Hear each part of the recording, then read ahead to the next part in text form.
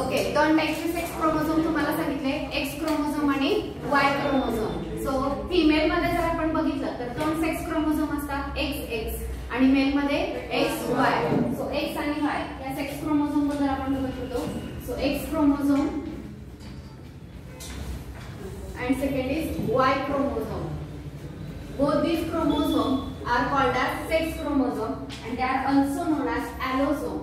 याला allosome असं सुद्धा म्हटलं जातं. ठीक आहे, तर याच्यामध्ये आपण बघितलं की X क्रोमोझोम रॉड लाईक आणि लॉंग आहे आणि Y क्रोमोझोम जो आहे तो X पेक्षा शॉर्ट आहे. दोन्हीच्या डायग्राम व्यवस्थित बघा, त्या डायग्राम मध्ये बऱ्याच गोष्टी तुम्हाला क्लिअर होतील.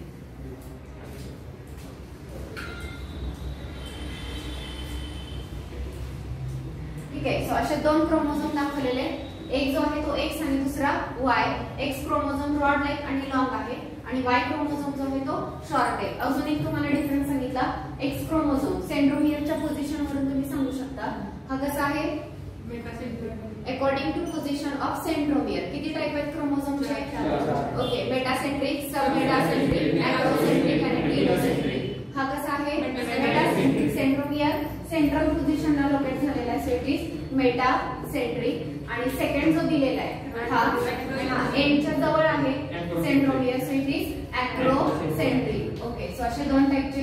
नेक्स्ट हे जे क्रोमोझोम आहेत याच्यामध्ये एक्स क्रोमोझोम वरती लार्ज अमाउंट ऑफ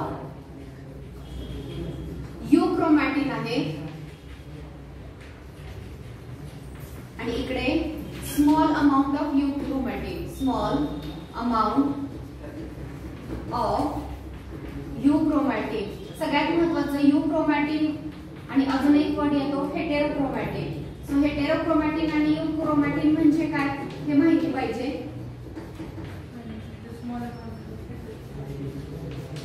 कुठे एक्स क्रोमोझोम मध्ये काय दिलेले आहे, large amount of euchromatin, small amount of heterochromatin, बरोबर. ओके, आणि हे जर तुम्ही वाय क्रोमोझोम बघाल तर याच्यावरती यू क्रोमॅटिनची अमाउंट जी आहे ती कमी आहे. आता यू क्रोमॅटिन आणि हेटेरोक्रोमॅटिन म्हणजे काय असतं तर बघा, सपोज हा बीड आहे. नेक्स्ट या टाइपचं जर क्रोमो स्ट्रक्चर असेल, सो दोन स्ट्रक्चर बघा तुमच्या लक्षात येईल. ओके, सो या टाइपचा क्रोमोझोम आणि अजून एक स्ट्रक्चर आहे.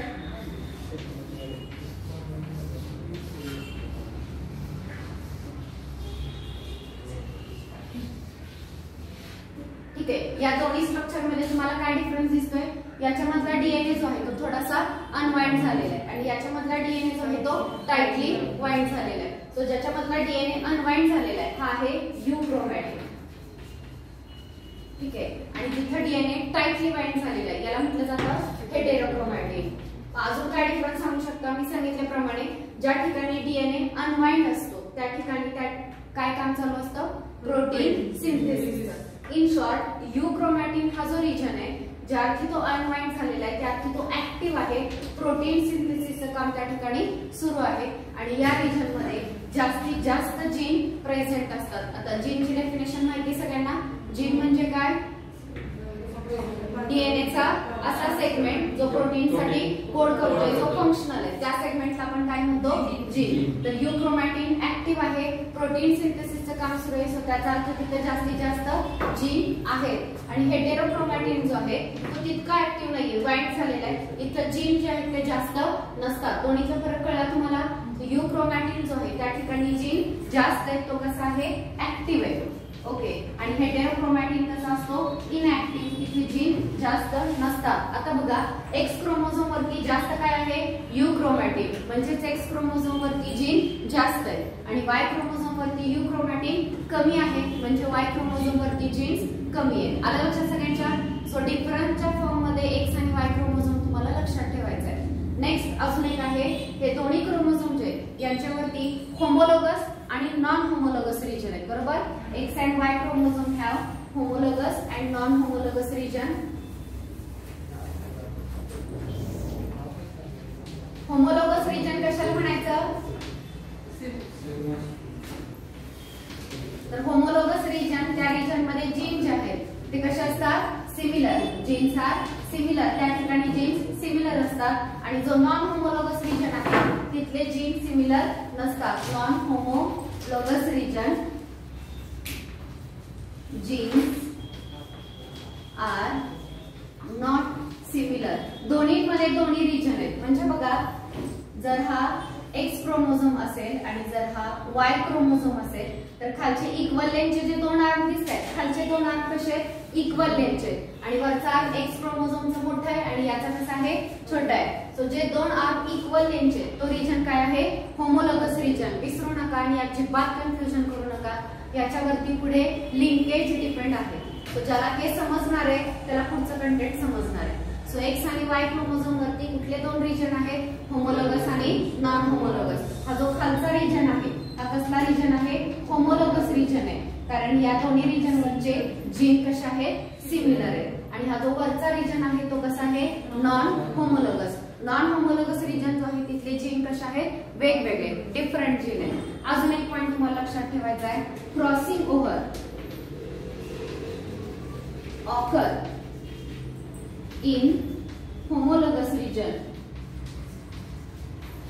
क्रॉसिंग ओव्हर कोणत्या रिजन मध्ये होणार आहे येस हा नॉन होमोलॉगस रिजन मध्ये कधीच क्रॉसिंग ओव्हर माहितीये तुम्ही सेल सायकल शिकलेला आहात त्यातलं बरंच कंटेंट तुम्हाला इथे रिपीट होणार आहे सो सेल सायकल मध्ये आपण शिकलेलं आहे मियोसिसच्या दोन स्टेजेस असतात मियोसिस 1 मियोसिस 2 मियोसिस 1 मध्ये प्रोफेज 1 मेटाफेज 1 या फेजेस आहेत प्रोफेज 1 मध्ये पुन्हा लिप्टोटिनी झायगोटिनी पॅचेटिनी डिप्लोटिनी आणि डायकायनेसिस या 5 फेजेस आहेत त्यापैकी पॅचेटिनी ही जी फेज आहे त्याच्यामध्ये क्रॉसिंग ओव्हर होतं आणि जेनेटिक इन्फॉर्मेशन एक्सचेंज होते सो इथं सुद्धा क्रॉसिंग ओव्हर होणार सेक्स क्रोमोझोम मध्ये मात्र फक्त होमोलॉगस रिजन मध्येच क्रॉसिंग ओव्हर होऊ शकतं नॉन होमोलॉगस रिजन मध्ये क्रॉसिंग ओव्हर होत नाही ही गोष्ट बाय हार्ट पाहिजे डोक्यात पाहिजे कधीही विचारलं पुढे हे 100% हा पॉइंट मी तुम्हाला विचारणार आहे तेव्हा सगळ्यांना सांगता आलं पाहिजे समजलं हे सगळ्यांना येस तर दोन रिजन आहेत homologous non homologous region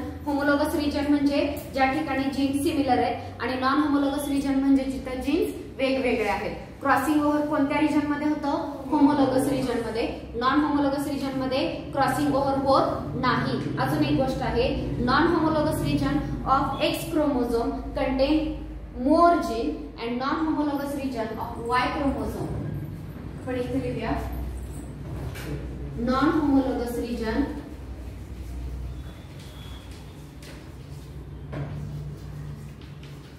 contain more gene non homologous region मध्ये जीन्स कसे आहेत तिथं जास्त आहेत आणि वाय क्रोमोझोमचा जो नॉन होमोलॉगस रिजन आहे तिथं जीन कसे आहेत याचा नॉन होमोलॉगस रिजन बघा एक्सचा कसा आहे लॉंगर आहे मोठा आहे सो जीन सुद्धा जास्त आहे वायचा नॉन होमोलॉगस रिजन बघा नॉन होमोलॉगस रिजन कसा आहे छोटा आहे सो जीन सुद्धा कमी so non homologous region have less gene जीनचं प्रमाण तिथे कसं आहे कमी आहे तो हा डिफरन्स तुम्हाला एक्स आणि वाय या दोन ॲलोसोम मधला लक्षात ठेवायचा आहे सगळ्यांना समजलं so which are the 2 sex chromosome one is X and another is Y female मध्ये कंडिशन असते एक्स एक्स मेल मध्ये X Y second sex chromosome are also called as allosome third thing the sex chromosome are responsible for sex determination मग फक्त sex determination काम आहे का नाही या सेक्स क्रोमोझोम वरती अजूनही बाकीचे बॉडीचे कॅरेक्टर ठरवणारे काही जीन्स लोकेट झालेले आहेत आणि ते जीन जे आहेत ते कसे इनहेरिट होतात ते समजण्यासाठी आपल्याला हा क्रोमोझोम समजून घ्यायचा आहे मग नेक्स्ट आपण बघितलं एक्स क्रोमोझोम लॉंगर आहे वाय क्रोमोझोम शॉर्टर आहे एक्स मेटासेंट्रिक आहे वाय ॲग्रोसेंट्रिक आहे एक्स मध्ये यू क्रोमॅटिन जास्त हेटेरोक्रोमॅटिन कमी वाय मध्ये यू क्रोमॅटिन कमी हेटेरोक्रोमॅटिन जास्त यू आणि हेटेरो मधला फरक कळला यू म्हणजे ऍक्टिव्ह डीएनए ऍक्टिव्ह जीन जास्त जीन असणारा रिजन आणि हेटेरोक्रोमॅटिन मध्ये जीन कसे असतात कमी असतात हे कळले सगळ्यांना येस नेक्स्ट एक्स आणि वाय दोन्हीमध्ये काय आहे होमोलॉगस नॉन होमोलॉगस रिजन मग फर्स्ट मी तुम्हाला सांगितलं की एक्स आणि वाय मध्ये होमोलॉगस रिजन म्हणजे त्या दोघांमध्ये जीन कसे असतात सिमिलर जे जीन इथं तेच जीन इथेही आहे आणि नॉन होमोलॉगस रिजन मध्ये वेगवेगळे जीन असतात इथले जीन वेगळे आणि इथले जीन वेगळे त्यानंतर पुढे सांगितलं क्रॉसिंग ओव्हर जर व्हायचं असेल तर याच रिजन मध्ये होणार कोणत्या होमोलॉगस नॉन होमोलॉगस मध्ये क्रॉसिंग ओव्हर होणार नाही अजून एक गोष्ट एक्स क्रोमोझोमचा नॉन होमोलोगस रिजन कसा आहे, मोठा आहे, जीन सुद्धा जास्त. वाय क्रोमोझोमचा नॉन होमोलोगस रिजन जो आहे तो छोटा आहे, सो जीन सुद्धा तिथे कमी आहे. आणि अजून एक लिंक्ड जीन कुठे असतात तर ते एक्स क्रोमोझोम किंवा एक्स लिंक्ड जीन जे X linked gene are present on X linked gene. दोन टाईपचे जीन असतात, एक्स लिंक आणि वाय लिंक. लिंकचा अर्थ पुढे तुम्हाला कळेल लिंकेज मध्ये, तरी थोडक्यात आता सांगते. एक्स लिंकचा अर्थ होतो ते जीन फक्त एक्स क्रोमोझोम बरोबरच जाणार, दुसरीकडून जाणार नाही. आणि वाय लिंकचा अर्थ ते जीन फक्त वाय क्रोमोझोम सोबत जाणार. सो एक्स लिंक जीन कुठे प्रेझेंट असतील, थोडंसं लॉजिक दिलेलं X link gene they are present on non homologous region, non homologous region of X chromosome. आणि वाय लिंक जीन कुठे आहे, non homologous region of Y chromosome. इथपर्यंत clear आहे सगळ्यांना? येस. तर दोन्ही सेक्स क्रोमोझोम आपले कंप्लीट झालेले.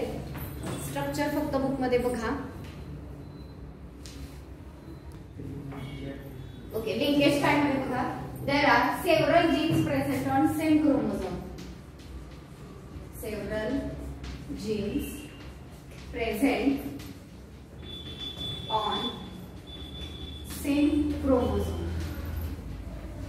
एकाच क्रोमोझोम वरती बरेच जीन प्रेझेंट असतात. म्हणजे कसं बघा, फॉर एक्झाम्पल जर हा एक क्रोमोझोम असेल तर सपोज हा वरचा जो जीन आहे तो आय कलर साठी प्रेझेंट आहे.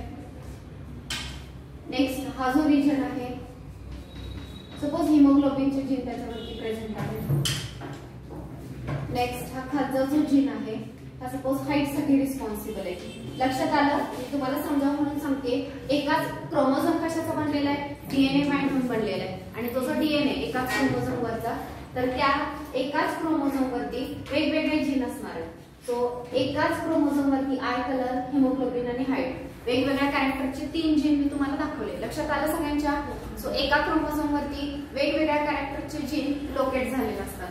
तर साहजिकच आहे हा क्रोमोझोम ऍज इट इज पूर्ण एका सेल मधून दुसऱ्या सेल किंवा पॅरेंट कडून पूर्ण क्रोमोझोम कुठे जाणार आहे, ऑफस्प्रिंग कडे जाणार आहे. सो बघा, हे सगळे जीन सुद्धा ह्या क्रोमोझोम सोबत जाणार नाही एकत्रच, कारण हे सगळे जीन काय आहेत, एकाच क्रोमोझोम वरती प्रेझेंट आहेत. येते लक्षात सगळ्यांच्या? सगळ्यांना समजलं? दुसरं एक्झाम्पल देऊ. सपोज तुम्ही सगळेजण एकाच बस मध्ये बसलेला आहात. ती बस जिकडे जाणार त्या बस सोबत सगळेच तुम्ही एकत्र जाणार ना, तसंच आहे हा पूर्ण क्रोमोझोम पॅरेंट कडून ऑफस्प्रिंग कडे जाणार आहे. सो या क्रोमोझोम वरती जेवढे जीन प्रेझेंट आहेत त्या जीनला म्हणायचं लिंक्ड जीन. का लिंक्ड जीन म्हणायचं, कारण हे सगळे क्रोमोझोम एकत्रच पुढच्या सेलकडे जाणार आहेत, ते एकमेकांपासून दूर होणार नाहीत. सो लिंकेज म्हणजे काय असतं, so there are several genes present on the same chromosome. As chromosome is carrier of heredity, these gene have tendency to inherit together. So gene present on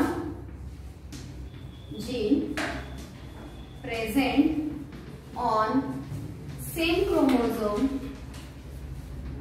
have tendency to inherit together. Me suppose अजून एक chromosome काढला आणि त्याच्यावरती काही gene present आहेत, तर जे दोन वेगवेगळे क्रोमोझोम आहेत ते दोन्ही क्रोमोझोम त्या सेल मध्ये एक मध्ये जातील की नाही आपण सांगू शकत नाही, कारण गॅमेट कसा असतो, हॅप्लॉइड असतो. हॅप्लॉइड गॅमेट मध्ये या दोन क्रोमोझोम पैकी हा जाणार की हा जाणार हे एक्झॅक्ट आपण सांगू शकत नाही. ओके, मात्र हा जर एक क्रोमोझोम त्या गॅमेट मध्ये गेला तर त्या एका क्रोमोझोम वरती जेवढे जीन आहेत ते सगळेच्या सगळे जीन जाणार आहेत पुढच्या जनरेशन कडे. सो हे काय झाले, जीन कसे झाले, एकमेकांशी लिंक झाले. जिकडे हा क्रोमोझोम जाणार तिकडे हे कॅरेक्टर सुद्धा जाणार. येते लक्षात? सो तुम्हाला दोन गोष्टी लक्षात ठेवायच्या आहेत. एका क्रोमोझोम वरती एकच जीन नसतो, एका क्रोमोझोम वरती बऱ्याच कॅरेक्टरचे जीन लोकेट झालेले असतात आणि शक्यतो एका क्रोमोझोम वरती जेवढे जीन आहेत ते सगळे जीन एकत्र पुढच्या जनरेशन कडे जाण्याचे चान्सेस असतात, टेंडन्सी असते. आणि याला काय म्हटलं जातं, लिंकेज. याला लिंकेज असं म्हटलं जातं. समजलं सगळ्यांना? जोवर क्लिअर होत नाही तो डाऊट विचारा, तुमच्या अजून एकदा हे रिपीट करेन. लिंकेज समजलंय का की नाही समजलेलं? समजलंय? ओके, एका क्रोमोझोम वरती जेवढे जीन असणार आहेत तेवढे सगळे जीन जिकडे तो क्रोमोझोम जाणार आहे त्यासोबत ते सगळेच्या सगळे एकत्र जाणार आहेत. समजा हे 3 फ्रेंड्स आहेत, ह्यांची मैत्री एकदम घट्ट आहे, एकमेकांपासून सेपरेट नाही होणार. काय ते ही क्रोमोझोम जिकडे जाणार तिकडे हे तिन्ही फ्रेंड्स एकत्र जाणार, ते एकमेकांपासून सेपरेट होणार नाहीत. सो एकाच क्रोमोझोम वरती असणाऱ्या जीनची ही टेंडन्सी आहे की ती एकत्रच पुढे कुठेही जातील. सो या टेंडन्सीला काय म्हणायचं, लिंकेज असं म्हटलं जातं. आता हे जे लिंकेज आहे याच्यामध्ये अजून एक कन्सेप्ट दिलेली आहे, लिंक्ड जीन. लिंक्ड जीन म्हणजे काय, such genes are called as linked gene.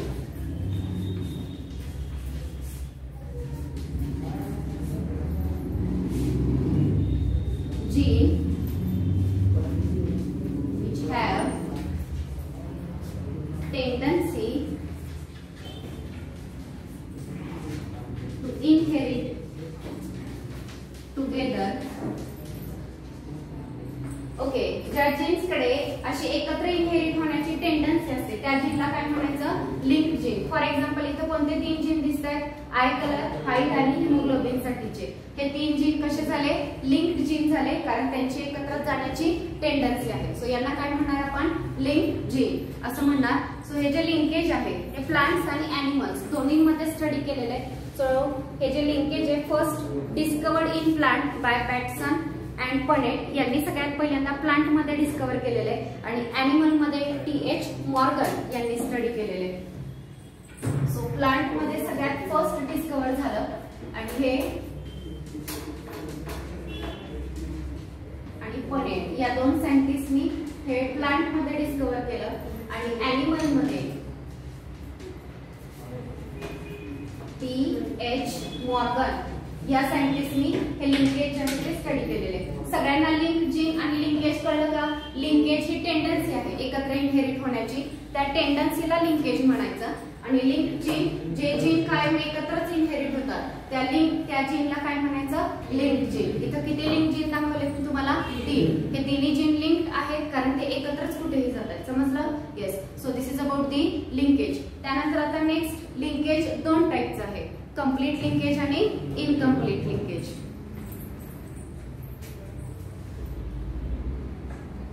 सांगा लिंकेज म्हणजे काय, tendency of genes which are present on the same chromosome to inherit together. एकाच क्रोमोझोम वरती असणारे जीन एकत्र इनहेरिट होण्याची जी टेंडन्सी असते त्यांच्याकडे, या टेंडन्सीला काय म्हणायचं, लिंकेज. लिंकेजचे किती टाइप पडतात, 2, कंप्लीट लिंकेज आणि इनकम्प्लीट लिंकेज. कंप्लीट लिंकेज कोणाला म्हणायचं, एकाच क्रोमोझोम वरचे जे लिंक जीन आहेत, एकाच क्रोमोझोम वरती जे त्यांना काय म्हणतो आपण, लिंक जीन. मगाशी बघितलं, त्या लिंक जीन मध्ये जे जीन क्लोजली लोकेट झालेले आहेत ते कसे असतात, कम्प्लिटली लिंक. का बरं, हा, तर 1, 2 आणि 3 आता सांगितलेले एक्झाम्पल सांगते. यांच्यामध्ये जरी क्रॉसिंग ओव्हर झालं तरी कोण क्लोजली लोकेटेड आहे, समजा 1 आणि 2 क्लोजली लोकेटेड आहे. 3 च्या सोबत अजून एक लिहूया आपण खाली 4. आता सगळ्यात महत्वाचं 1, 2, 3, 4 लिंक्ड जीन आहेत कारण ते कशा आहेत, एकाच क्रोमोझोम वरती प्रेझेंट आहे, एकत्र इनहेरिट होण्याची टेंडन्सी त्यांची आहे. पण गॅमेट तयार होताना जर क्रॉसिंग ओव्हर झालं तर काय होईल, 1, 2 इकडे गेला आणि 3, 4 इथे राहिला. आलं लक्षात, हा. म्हणजे खूप जवळ होते ते जे जीन खूप जवळ होते ते क्रॉसिंग ओव्हरनी सेपरेट झाले का, नाही झाले. क्रॉसिंग ओव्हर जरी झालं तरी ते जवळ असणारे जीन इकडे एकत्रच गेले, हे जवळ असणारे एकत्रच राहिले. सो ज्या जीन मध्ये डिस्टन्स कमी असतं, क्लोजली लोकेटेड जीन असतात, ते जीन क्रॉसिंग ओव्हरनी सुद्धा सेपरेट होत नाहीत. एकतर एकत्रच ओरिजिनल क्रोमोझोम वरती राहतील किंवा एकत्रच दुसऱ्या क्रोमोझोम वरती जातील. समजला. So these are the completely link gene. Incompletely link सांगता येईल तुम्हाला, हा, कोणाला म्हणायचं इनकम्प्लिटली लिंक जीन, हा, द लिंक जीन. पहिली गोष्ट ते जीन लिंक्ड असले पाहिजे, ते एकाच क्रोमोझोम वरचे पाहिजे. Link gene which are distantly located.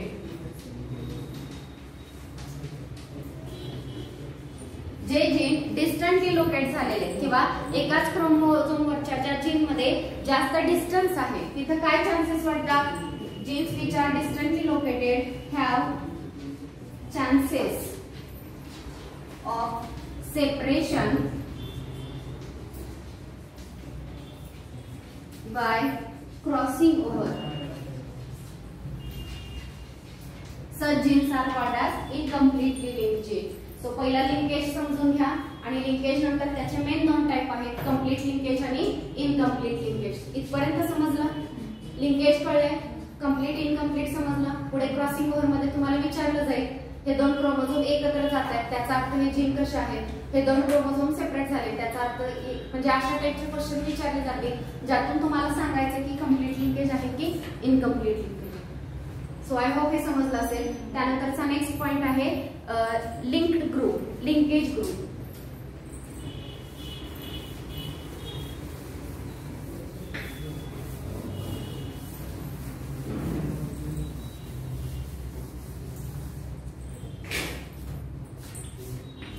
So next is linkage group. आपण लिंकेज ग्रुप कशाला म्हणतो?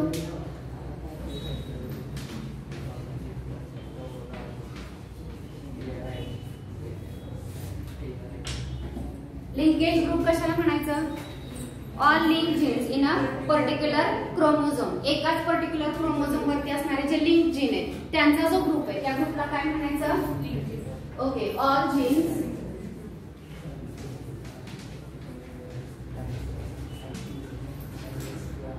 present on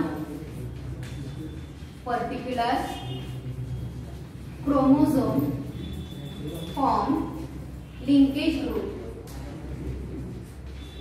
लिंकेज ग्रुप कसा तयार होतो समजते का? बघा, जर हा एक क्रोमोझोम असेल तर याच्यावरती हा एक जीन प्रेझेंट आहे, नेक्स्ट पुन्हा हा जीन प्रेझेंट आहे, बोलू नका, लक्ष द्या. नेक्स्ट हा एक जीन प्रेझेंट आहे. असे वेगवेगळे जीन एका क्रोमोझोम वरती प्रेझेंट असतील तर एका क्रोमोझोम वरती जेवढे जीन प्रेझेंट आहेत त्या सगळ्यांचा काय तयार झाला?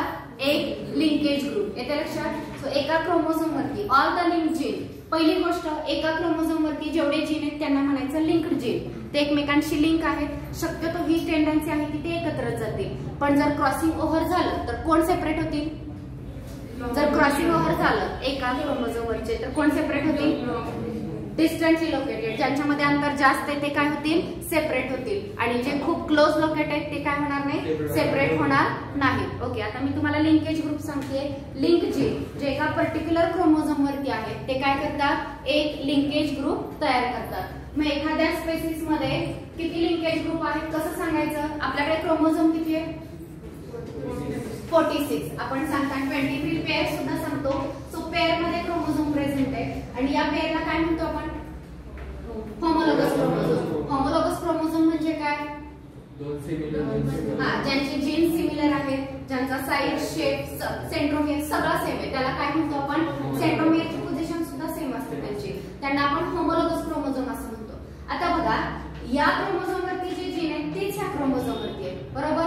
ओके, मग यांना आपण वेगळं काउंट करणार का? नाही करणार, तेच रिपीट काउंटिंग होईल. मग हा एक ग्रुप झाला लिंकेज ग्रुप. ह्या दोघांमध्ये एक लिंकेज ग्रुप. किती झाले इथं लिंकेज ग्रुप? किती झाले लिंकेज ग्रुप? ऍक्च्युअल क्रोमोझोम किती आहे? 4. एका क्रोमोझोम वरती जेवढे जीन आहेत त्या सगळ्या जीनचा काय तयार होतो? एक लिंकेज ग्रुप तयार होतो. मात्र हे दोघं होमोलोगस आहेत, हे दोघं होमोलोगस आहेत. याच्यावरती जे जीन आहेत तेच या ठिकाणी आहेत, त्यामुळे या दोघांना आपण सेपरेट काउंट करणार नाही. यांचा मिळून एकच लिंकेज ग्रुप, याचा एक लिंकेज ग्रुप. असे ह्यूमन बीइंग मध्ये किती लिंकेज ग्रुप? किती असणार? 23. त्यांनी दोन एक्झाम्पल दिलेले त्या ठिकाणी. Drosophila melanogaster has 4 linkage group. Drosophila melanogaster मध्ये किती लिंकेज ग्रुप आहे? 4. म्हणजे त्याच्याकडे टोटल क्रोमोझोम किती आहे? किती आहे? 8. ते हॅप्लॉइड सांगतात, हाफ सेट सांगतात. ओके, नेक्स्ट अजून एक एक्झाम्पल दिलेलं आहे. Garden pea has 7 linkage group. Garden pea कडे किती लिंकेज ग्रुप असतात? 7 लिंकेज ग्रुप. याचा अर्थ गार्डन पी मध्ये टोटल क्रोमोझोम किती आहे? 14. So there are 14 chromosome in garden pea. सगळ्यांना समजलं हे? समजलं? ओके, सो आपण बघितलं linkage, complete link, incompletely link, link gene आणि लिंकेज ग्रुप. समजलं? हा, linkage is tendency to inherit together. It is called as linkage. Linked gene present on same chromosomes are called as linked gene. Completely linked gene, the gene which are closely located, they cannot be separated by crossing over also. They are called as completely linked gene. Gene which are distantly located, they can be separated by crossing over, and those genes are called as incompletely linked gene. Linkage group, What is a linkage group? All linked gene present on particular chromosome. एका particular chromosome वरती जेवढे link gene आहेत त्यांचा एक काय तयार होतो linkage group. मग जो हाफ नंबर हॅप्लॉइड सेट जो आहे तेवढे लिंकेज ग्रुप प्रेझेंट असतात. आपला हॅप्लॉइड सेट किती क्रोमोझोमचा 23. सो आपल्याकडे लिंकेज ग्रुप किती झाले 23. लक्षात आलं. सो याच्याही वरती क्वेश्चन असतो लिंकेज ग्रुपचा नंबर दिला जाईल किंवा एखाद्या याच्यामध्ये टोटल नंबर ऑफ क्रोमोझोम दिले जातील मग लिंकेज ग्रुप किती आहेत असं विचारलं जाईल. सो हे लक्षात घ्या किती सांगायचे हॅप्लॉइड सेटचा नंबर सांगायचा. कधी कधी देतानाच हॅप्लॉइड सेट देतील. सो ते व्यवस्थित विचार करून आन्सर द्यायचे लिंकेज ग्रुप. समजलंय. ओके. या लिंकेज नंतर नेक्स्ट पॉइंट आहे सेक्स लिंकेज. आपण स्टार्ट करूया सेक्स लिंकेज.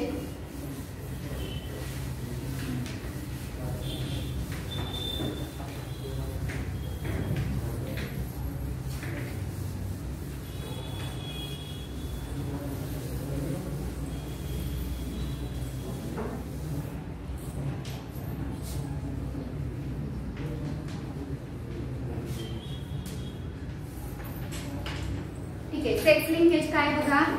द ट्रान्समिशन और inheritance of X link and Y link gene from parent to offspring. आता मला तुम्ही एक्स लिंक आणि वाय लिंक सांगा. इनहेरिटन्स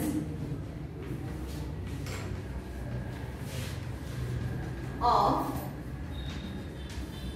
एक्स लिंक और Y link gene from parent to offspring is called sex linkage. सांगा sex linkage कशाला म्हणायचा. Inheritance of X link आणि वाय लिंक. एक्स लिंक आणि वाय लिंक जीन पॅरेंट कडून offspring कडे जाण्याची जी टेंडन्सी आहे जे ऑफस्प्रिंग कडे जाणे त्या इनहेरिटन्सला काय म्हणायचं सेक्स लिंकेज. मग यात तुम्हाला हे माहिती पाहिजे एक्स लिंक जीन म्हणजे काय आणि वाय लिंक जीन म्हणजे काय. काय असते एक्स लिंक जीन म्हणजे okay the genes present on the non homologous region of X chromosome are called as X linked and gene on non homologous region of Y chromosome are called as Y linked. आलं लक्षात. So X linked आणि Y linked हे दोन्ही gene जे आहेत ते link काय कशाला म्हणायचं हे नीट लक्षात घ्या. Sex link gene are of 3 type X link Y link and X Y link. 3 टाइपचे आहेत. त्यापैकी फर्स्ट आपण याच्यात सुद्धा कंप्लीट आणि इनकम्प्लीट लिंकेज आहे सेक्स लिंकेज. सो बघूया आपण complete sex linkage and incomplete sex linkage. Complete and incomplete sex linkage. ठीक आहे. आपण 2 टाइपचे रिजन बघितले सेक्स क्रोमोझोम वरती. कुठले 2 टाइपचे रिजन होमोलॉगस आणि नॉन होमोलॉगस रिजन. करेक्ट. कुठल्या रिजन मध्ये क्रॉसिंग ओव्हर होतं होमोलॉगस रिजन मध्ये क्रॉसिंग ओव्हर होतं. नॉन होमोलॉगस रिजन मध्ये होतं का. हा. मग मला सांगा की कुठले जीन कंप्लीट लिंक्ड असतील आणि कुठले इनकम्प्लीटली लिंक असतील. आपण आधी मगाशी कंप्लीट आणि इनकम्प्लीटची कन्सेप्ट शिकवली. नॉन होमोलॉगस रिजन मध्ये जीन कसे असतील का बरं ते कम्प्लीटली लिंक असतील. कारण चान्सेसच नाही तिथं क्रॉसिंग ओव्हर होणारच नाहीये. क्रॉसिंग ओव्हर नाही तर सेपरेशनचा चान्स येतच नाही. सो नॉन होमोलॉगस रिजन वरती जे जीन्स प्रेझेंट आहेत ते कसे झाले completely linked. So it is exhibited by gene located on non-homologous region of X and Y chromosome. So genes present on non-homologous region of X and Y chromosome. जे gene X आणि Y क्रोमोझोमच्या non homologous region वरती present आहेत ते gene कसे झाले completely sex link gene झाले. त्या chromosome वरती ते बरोबर ते जाणारच आहे. बघा लक्ष द्या. हा X क्रोमोझोम असेल सगळ्यांना दिसते का बघा. आणि जर हा Y क्रोमोझोम असेल आणि हा नॉन होमोलॉगस रिजन आहे वरचा यात आणि यात क्रॉसिंग ओव्हर होणार आहे का नाही होणार. सो इथं जे काही जीन प्रेझेंट असतील आपण नंबर देऊया 1, 2 आणि 3 जीन आहेत. हे 3 जीन एकमेकांपासून सेपरेट होतील का कधीच सेपरेट होणार नाही. कारण हा कधीही दुसऱ्या सोबत काय करत नाही क्रॉसिंग ओव्हर करतच नाही. नॉन होमोलॉगस मध्ये क्रॉसिंग ओव्हर होत नाही. हे 3ही जीन कायमच काय होणार, एकत्र जाणार. ओके, मग या जीनला तुम्ही काय म्हणणार, कंप्लीट सेक्स लिंक्ड जीन. समजलं? Okay. And jeans which are present on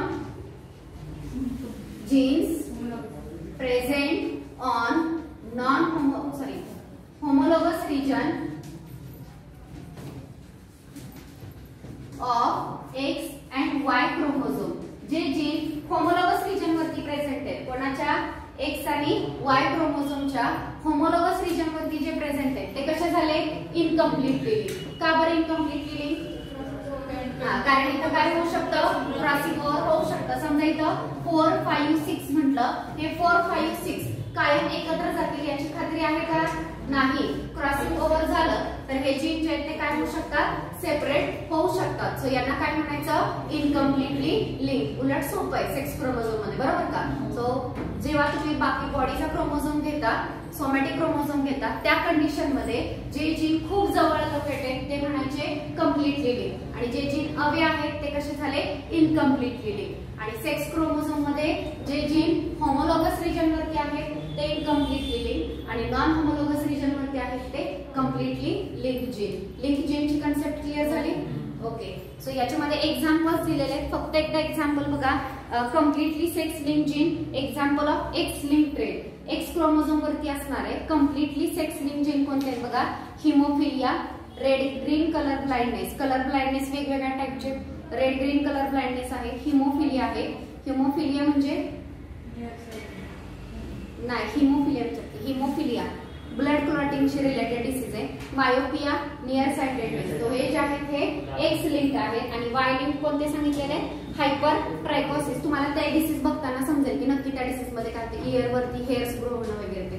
आणि दुसरा जो आहे तो इक्थायोसिस. आणि इनकम्प्लीट सेक्स लिंक कुठले आहेत सांगा, एक्झाम्पल कुठले आहेत, X Y link trait are total colour blindness. Total colour blindness, कोणत्याच कलर मध्ये फरक कळत नाही, नेफ्रिटिस, रेटिनिटिस आणि रेटिनिटिस पिगमेंटोसा. आता हे डिसीजचे डिटेल्स आणि एक्झाम्पल मी उद्या पुन्हा एकदा रिपीट करेल. सगळ्यांना लिंकेज कळलं?